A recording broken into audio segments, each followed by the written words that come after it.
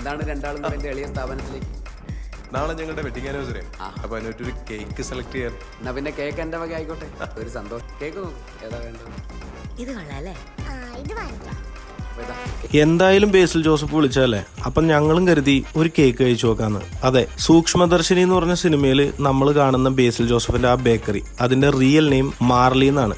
1918 start ചെയ്തിട്ടുള്ള ഈ സ്ഥാപനം ഇപ്പോഴും സക്സസ്ഫുൾ ആയിട്ട് റൺ ചെയ്യുന്നുണ്ട്. കോതമംഗലം സെന്ററിലാണ് ഈ ഷോപ്പിന്റെ ലൊക്കേഷൻ വരുന്നത്. ഞങ്ങൾ അവിടെ കയറി 2 ഡിഫറെന്റ് ടൈപ്പ് ഓഫ് പേസ്ട്രീസ് കഴിച്ചു. ബട്ടർ ചീസ് കേക്കും അതുപോലെ ടിരാമസു എന്ന് പറഞ്ഞിട്ടുള്ള ഒരു വെറൈറ്റിയും. രണ്ടും അടിപൊളിയായിരുന്നു. ഇതിന്റെ ക്വാളിറ്റി ആണ് എടുത്തു പറയേണ്ടത്.